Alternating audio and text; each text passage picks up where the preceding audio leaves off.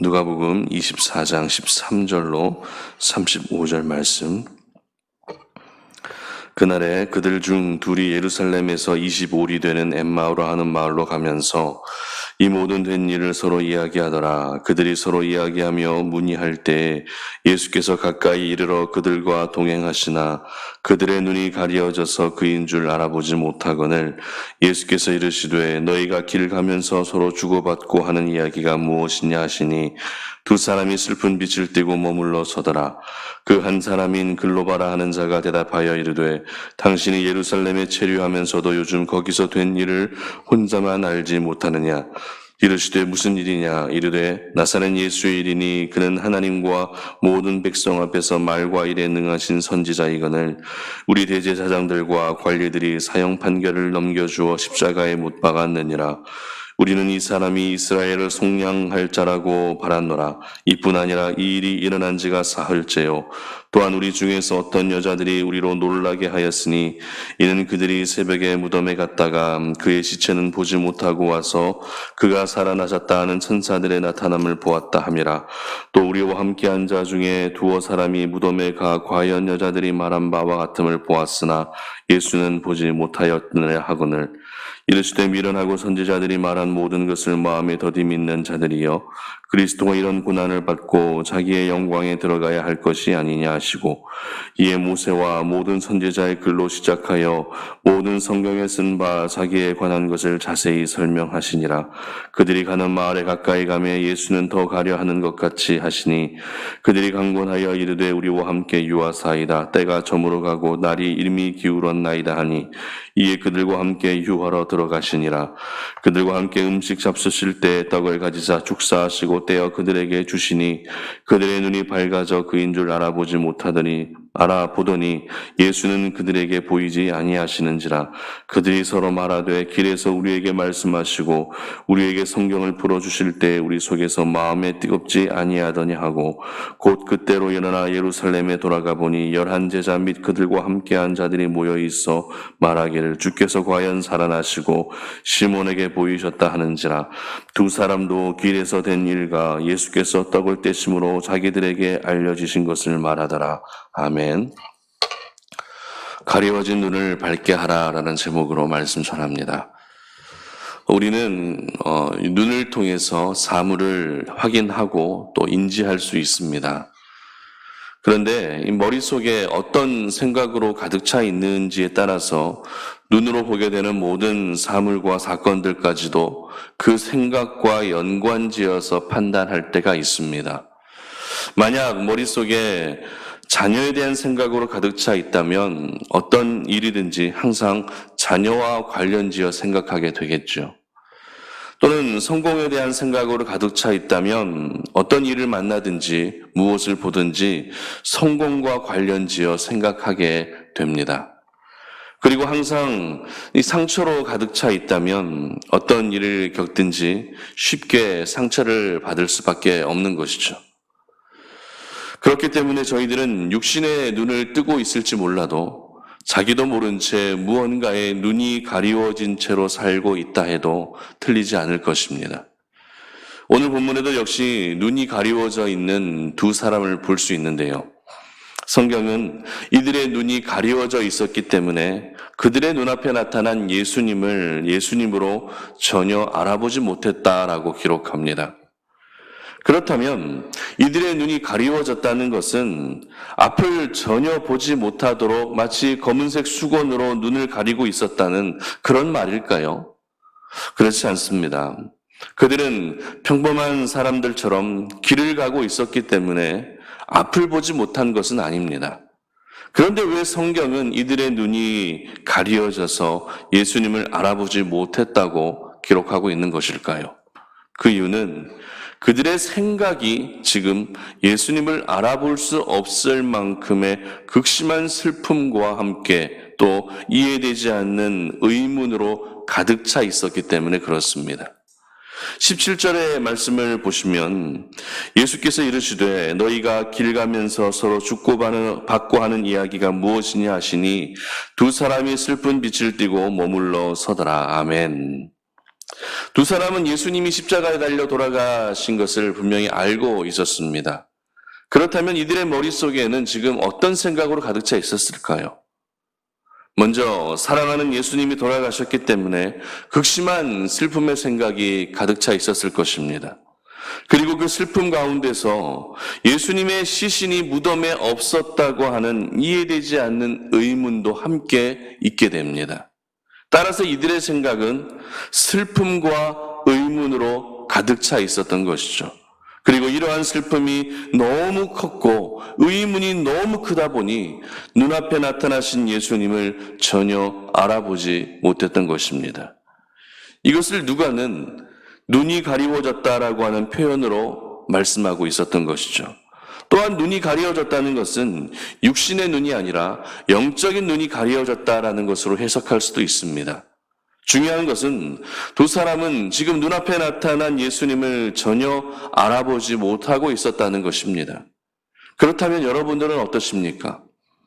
우리 주님은 오늘도 저희들이 살아가는 모든 삶의 현장에 함께 하고 계시는데 예수님을 삶의 현장에서 직접 보고 느끼고 경험하고 계십니까?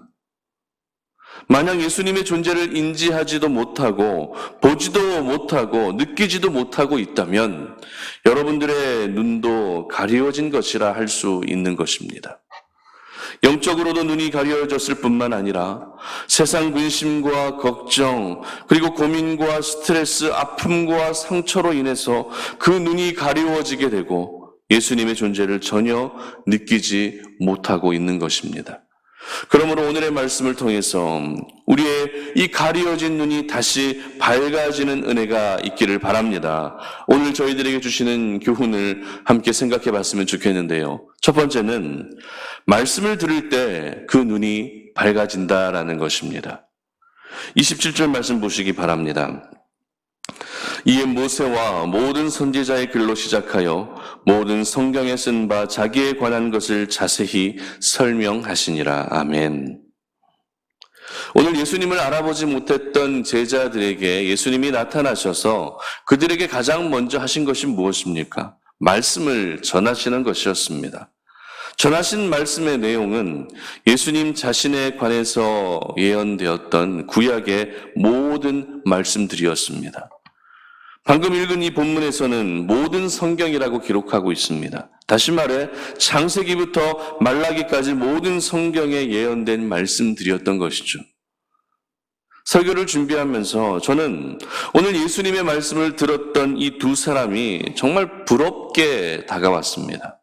왜냐하면 구약 전체에 기록된 예수님에 관한 예언의 말씀을 하나도 빠짐없이 설명해 주셨기 때문입니다. 이것은 웬만한 성경 공부와는 비교할 수 없는 성경 전체를 이해할 수 있는 최고의 시간이었습니다. 말씀을 들었던 이 사람들 역시 말씀을 듣고 있을 때 그 반응이 어떤 반응이 나타납니까? 32절 말씀 보시면 그들이 서로 말하되 길에서 우리에게 말씀하시고 우리에게 성경을 풀어주실 때 우리 속에서 마음이 뜨겁지 아니하더냐 하고 그렇습니다. 마음이 뜨거워질 정도로 예수님의 말씀은 엄청난 감격과 감동이 생길 수밖에 없었던 그런 말씀이었던 것이죠. 그런데 이 두 사람이 느꼈던 감동은 말씀을 듣고 마음이 뜨거운 정도로 그 정도로 그치는 것이 아니었습니다. 31절 상반절을 보시면 그들의 눈이 밝아져 이렇게 기록합니다. 그렇습니다. 분명 예수님을 처음 만났을 때 가려져 있던 눈이 말씀을 듣고 있을 때 밝아지게 되었다고 성경은 분명하게 기록하고 있습니다. 예수님은 이 두 사람의 눈을 밝혀주시기 위해 어떤 치유의 능력을 행하신 것이 아닙니다. 구약에 기록된 예수님 자신에 대한 말씀을 하나둘씩 풀어주셨을 뿐인데 가려진 눈이 밝아지게 된 것입니다. 영적으로 어두워져 있었던 그 눈이 다시 밝아지게 되었다는 것입니다. 저희들은 오늘 이와 같은 모습을 보면서 우리가 자녀의 문제로 눈이 가려져 있고 성공의 문제로 눈이 가려져 있고 아픔과 상처로 가려진 눈을 밝힐 수 있는 것은 하나님의 말씀밖에 없다는 것을, 하나님의 말씀을 들을 때 이 모든 것이 가능하다는 것을 기억할 수 있기를 바랍니다. 강팍한 심령에 하나님의 말씀이 들어오기 시작하면 그 마음은 부드러워지게 되는 것입니다. 상처로 가득한 우리의 심령에 하나님의 말씀이 들려오기 시작하면 그 상처가 치유될 수밖에 없는 것입니다. 자녀와 성공의 문제, 그리고 물질의 문제로 가득한 우리의 심령에 하나님의 말씀이 들어오기 시작하면 어떻게 됩니까? 삶의 우선순위가 바뀔 수밖에 없다는 것입니다. 로마서 10장 17절은 이렇게 기록합니다. 그러므로 믿음은 들음에서 나며 들음은 그리스도의 말씀으로 말미암았느니라. 아멘. 믿음은 보이지 않던 주님을 보는 것입니다. 그렇기 때문에 이 믿음은 말씀을 듣는 데서부터 생겨나기 시작하는 것이죠.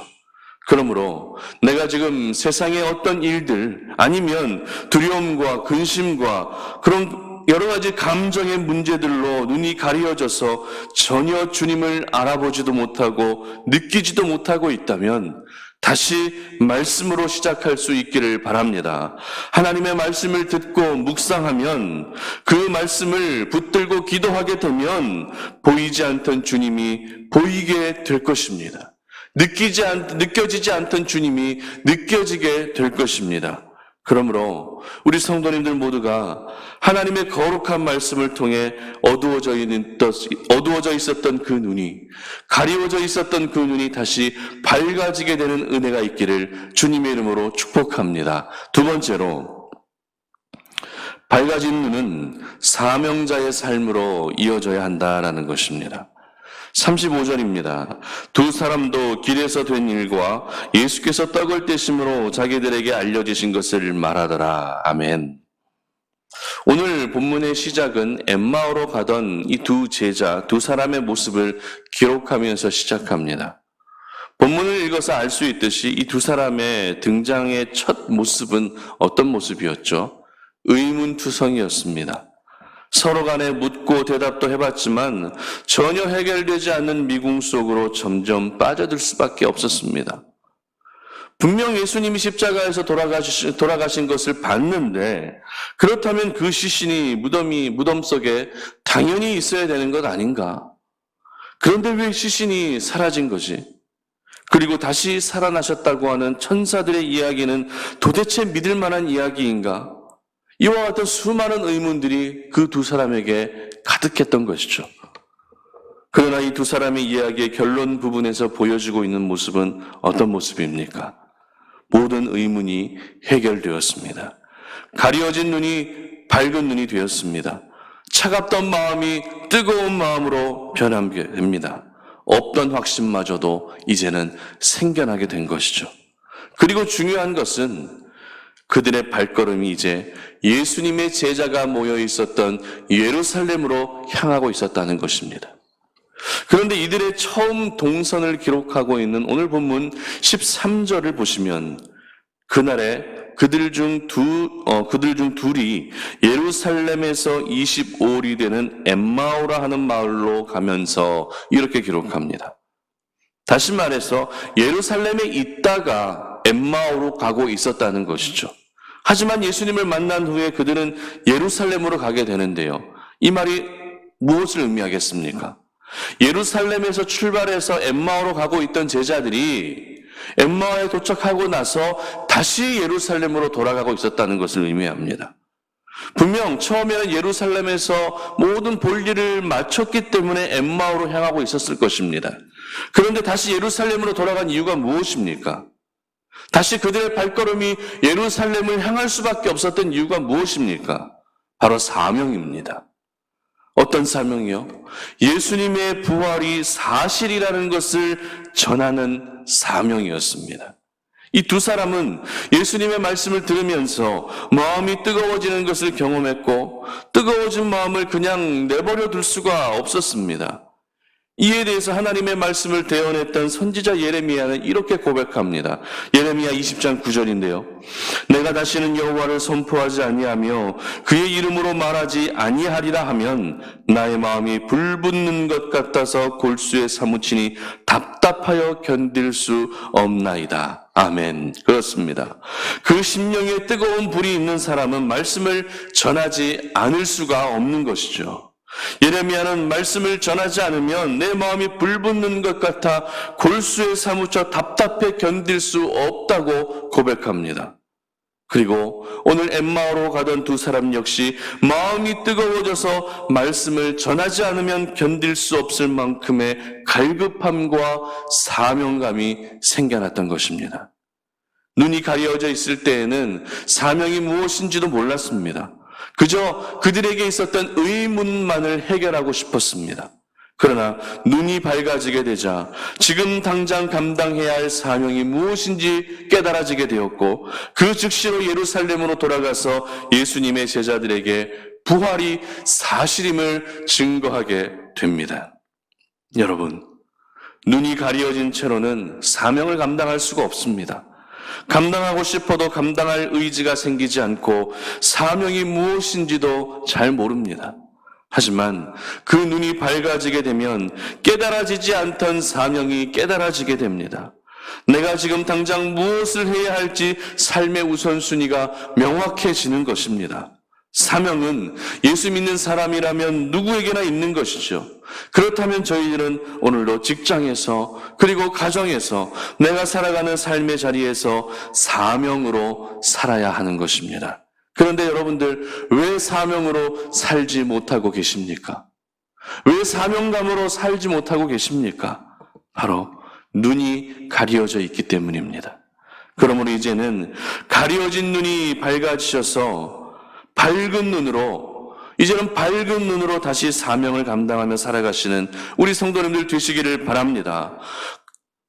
가리워진 눈으로 살아가는 것이 아니라 이 가리워진 눈이 이제는 밝아져서 밝은 눈으로 하나님 나라의 위대한 일들을 하루하루 감당하며 그 일들을 감당할 때 우리의 마음이 더 기쁘고 감당하고 있는 그 모습을 우리 하나님이 보실 때마다 흐뭇해 하시고 만족해 하실 수 있는 그와 같은 삶을 살아가시기를 주님의 이름으로 축복합니다. 말씀을 맺겠습니다. 눈으로 사물을 분별하고 볼 수 있다고 해서 그 눈이 정상의 눈은 결코 아닙니다. 물론 생물학적으로 접근하고 의학적으로 접근하게 되면 정상이겠죠. 하지만 하나님의 사람들은 언제나 영적인 접근이 필요합니다. 영적인 해석이 필요합니다. 그렇기 때문에 영적인 눈으로 접근하게 되면 정상의 눈이라 할 수 없는 것입니다. 영적으로 정상의 눈이 무엇입니까? 예수님을 보는 것입니다. 눈앞에 있는 사물을 보는 것이 아니라 예수님을 보는 것이 영적으로 정상의 눈입니다. 그런데 이것은 우리의 눈이 가려져 있는 상태로는 절대로 볼 수 없습니다. 오늘 엠마오로 가던 두 제자 역시 두 눈은 뜨고 있었지만 예수님을 전혀 알아보지 못하고 있었던 것처럼 말이죠. 그렇다면 여러분들은 어떤 것으로 눈이 가려져 있으십니까? 세상의 많은 것들, 근심과 염려, 그리고 아픔과 상처까지 우리는 생각보다 많은 것에 우리의 눈이 가려져 있습니다. 그러나 이제는 그 가려진 눈이 다시 밝아지는 은혜가 있기를 바랍니다. 어떻게요? 하나님의 말씀을 들으면 가리워진 눈이 밝아지게 되는 것입니다. 귀로만 듣는 것이 아니라 귀로 듣고 마음으로 인정하고 고백하며 나아갈 때 역사가 나타나게 되는 것입니다. 그리고 밝아진 눈은 사명을 감당할 수 있는 자리로 나아가야 합니다. 그래서 여러분을 통해 우리 주님이 더 많은 사람들에게로 전해지고 또 들려지고 보여질 수 있기를 주님의 이름으로 축복합니다. 기도하겠습니다. 하나님 감사합니다. 오늘 이 아침에 우리가 주의 말씀을 듣고 오늘 우리가 세상의 자리에서 하나님 말씀을 의지하며 주님을 사랑하고 하나님의 사람으로 구별되어 살아가기를 소망합니다. 아버지 하나님, 우리가 오늘을 살아갈 때 정말 우리가 그 눈이 두 눈은 뜨고 있다 할지라도 혹시라도 영적으로 전혀 또 가려져 있는 눈은 아닌지 돌아보게 됩니다. 영적으로 그 눈이 가려져 있게 되면 눈앞에 있는 예수님을 전혀 알아보지 못하게 되는 것 같습니다. 내 삶 속에 항상 역사하고 계시는 주님이심에도 불구하고 그 주님을 전혀 느끼지 못하게 되는 것 같습니다. 그러므로 오늘 이 시간 하나님의 말씀을 들었사오니 우리의 가려진 눈이 다시 밝아지는 은혜를 허락하여 주시옵소서. 매일매일의 삶 속에 하나님의 말씀을 듣는 것을 더 사모하게 하시고 그 말씀을 들을 때 없던 믿음의 확신들이 생겨나게 하시며 그래서 우리의 그 믿음이 날마다 퇴보하지 아니하고 성장하며 나아가는 저희들 되게 하여 주시옵소서. 그리고 이제는 밝아진 눈으로 나의 자리에서 내가 살아가는 모든 삶의 자리에서 사명을 감당할 수 있는 사명자의 삶을 살아가게 하여 주시옵소서. 감사드리며 예수님의 이름으로 기도드립니다. 아멘.